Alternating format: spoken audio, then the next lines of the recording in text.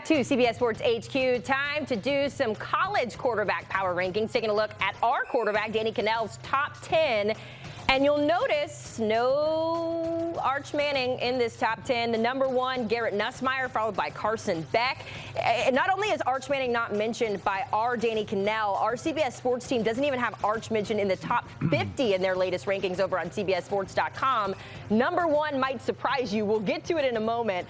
But regardless, let's talk with our Danny Kanell, ACC Player of the Year, still riding the high of his Seminoles alongside his fellow Cover 3 podcast host and Illinois enthusiast Tom Fornelli. Everyone getting big wins over the weekend except Arch Manning, guys. So let's get into these quarterback rankings here. Danny, we saw there, we've got a new number one. It's LSU's Garrett Nussmeier. Not really a surprise because last week he could have technically been number one, I think, too, in a lot of rankings. But what did you see from Garrett that has you believing he is the best in college football? Exactly what you wanted to see from him, exactly what Brian Kelly wanted him to do, and that shows some leadership in a really, really tough environment. That's what separated him from everybody else. I thought going into Death Valley, keeping his composure, he took some big hits in that game. Some there were even penalties on. He's limping around, had a touchdown called off the board that might have been in that game, not even as close as it actually was at the final score. But that's what you got. I mean, Garrett Nussmeier has played this game a long time, and I thought most importantly, cleaned up some of the mistakes that he made last year on the road. He had a couple rough interceptions at Texas A&M last year. That was a spot where he was a little bit more prone to make some mistakes. He didn't have any of them, and making some plays with his legs, whether it was getting out of a little bit of trouble, pocket movement, extending plays. I thought Garrett Nussmeier showcased why he's the top of this class. Yeah, and I think what really stood out about Nussmeier's performance is that he showed what experience can give you at quarterback. Because if you look statistically, it wasn't the most impressive game we saw by far over the weekend from other quarterbacks, but it was in a huge spot where Clemson's defense, their entire game plan was to kind of take away the big play and force LSU to somewhat dink and dunk its way down the field to see if he can do it without making mistakes. We saw a lot of young and experienced quarterbacks facing similar defenses, and they were trying to force balls into coverage that just wasn't there. Garrett, he said, okay, well, if you're going to give me this, I'm going to take it. He was dinking and dunking. If you look at his air yards per attempt in that game, it was only 4.5 yards per attempt. He was not firing the ball down the field. He was happy to take what Clemson was giving him, and they were able to do it consistently to move the ball down the field, put points on the board, and come out of there with a win. And that, to me, is the clear difference between an experienced quarterback and the guys who don't know what they're doing yet. No one more happy than their coach, Brian Kelly, who finally gets a season-opening win at LSU. They will take on La Tech on Saturday at 7:30 Eastern. We'll see what Nussmeier and the crew can do. Let's go to number two, Danny, where we find Carson Beck, who, by the way, now 3-0 as an underdog in his career. He certainly didn't look like the underdog on Sunday in that matchup. Over 200 yards, 2 touchdowns. But I thought, Danny, what was most impressive about Carson was his postgame, where he was very vulnerable in explaining why that win meant so much to him. What did you see out of Carson that leads you to believe that he is number two in college football? Agreed, Haley. I mean, he's taken a lot of heat, a lot of criticism, even from his old team. You know, Georgia, they could have kept him. They were willing to part ways with him. He had a lot of adversity to overcome, overcoming a major offseason surgery to that throwing arm.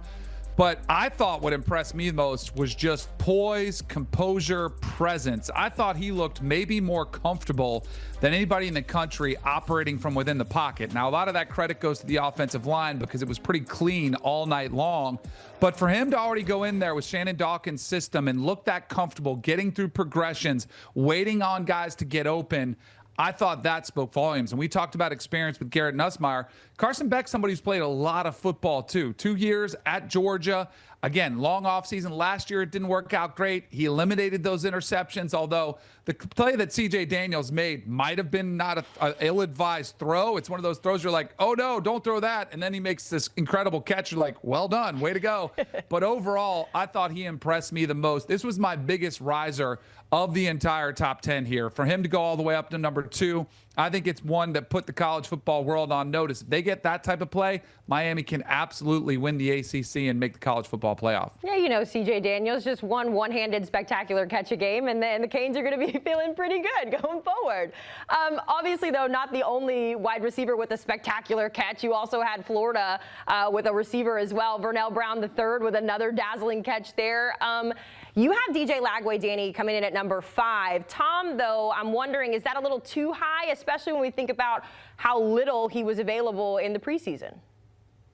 Oh yeah, this is Gator Danny shining through and through by putting his boy DJ Lagway at number 5. Listen, I'm very high on Lagway. I think his potential is through the roof, but we have seen through his career he's had a difficult time staying healthy. He was injured all offseason. He barely had time to practice. He was, for most of the offseason, he wasn't even able to throw. So the fact that he was starting in this game, I feel like is a victory. But I do feel like right now 5 is a little high considering that they were facing the Guppies of Long Island University, and you look at his numbers there, 15 to 18 for 120 yards, 3 touchdowns. Very workmanlike, very efficient, not going to dog it. But I feel like there were some other guys who maybe had better games against tougher opposition this weekend that deserved a little more love than DJ this week.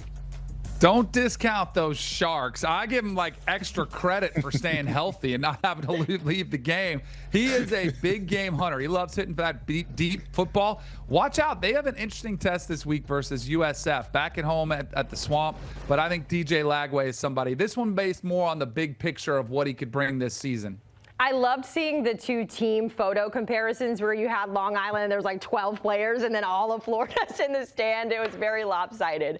All right, so we got Sawyer Robinson coming in at number 7, but I'm skipping that. I want to talk about Josh Hoover, TCU quarterback who absolutely shredded Bill Belichick's North Carolina.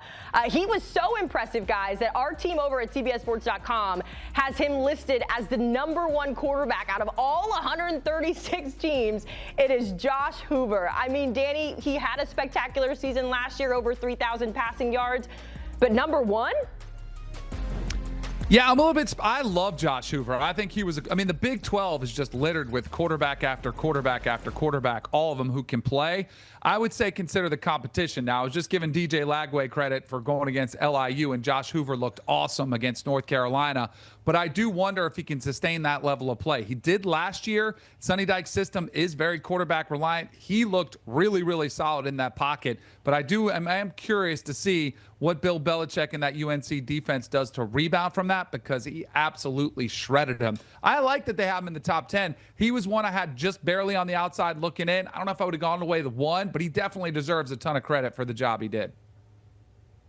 Yeah, I thought Hoover played great in that win over North Carolina, and it was clear TCU came in that game looking to send a message. They felt like they were overlooked by all the hype surrounding Bill Belichick and the Tar Heels, and they're like, hey, wait a minute, we are the better football team here. Maybe you should spend some time talking about us. And Josh Hoover showed why. This is a kid who I thought took tremendous steps last season as a sophomore, and I was very interested to see what kind of steps he takes going into his junior season, because he is somebody who will be on NFL draft radars. Because you look at the one throw he made in that game where he was rolling out of the pocket to his left, and he fired a ball back across his body along the sidelines with a lot of zip on it that'll get a lot of the NFL draft scouts who were in attendance there going, ooh, because those are the kind of throws you see from Hoover from time to time. He's just got to iron out some of the kinks when it comes to making bad decisions when he's under pressure and just tossing the ball into the middle of the defense. All right, so Josh Hoover is in, Arch Manning is out, so is Cade Klubnik. Those 2 guys didn't even make the top 50 on this list on CBSSports.com, but Danny, also not in your top 10 as well. Between those 2, Arch and Cade, who in your mind you think needs a bigger bounce back this weekend?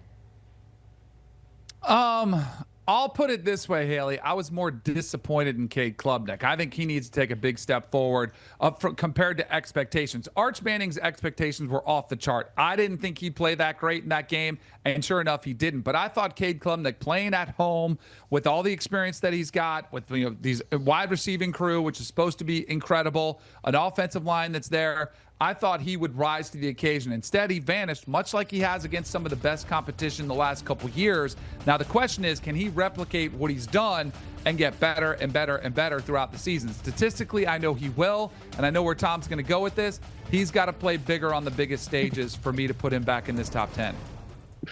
Listen, I'm just proud of you for taking him out of the top 10. I was worried you were going to cling a little too heavily to him, but you finally recognized the fact that Cade Klubnik is a bum slayer. Against top 20 teams, he has a completion rate of 58% with 9 touchdowns to 7 interceptions. Compare that to when he plays against everybody else. This is a guy who time and time again has shown that when the opposition gets tough, he is at his worst. Until he starts playing well against the better teams, I am not going to consider him one of the top 10 quarterbacks in the country. Well, the good news is Texas is going to have to bounce back. They got San Jose State, while Clemson is going to take on Troy this weekend. Guys, we certainly appreciate the time. We'll see how these quarterback rankings shake up next week. after week 2 has come and gone. In the meantime, stay up to date with the latest headlines in college football with the Cover 3 podcast. Danny and Tom, joined by our other experts, bringing you the latest in college football.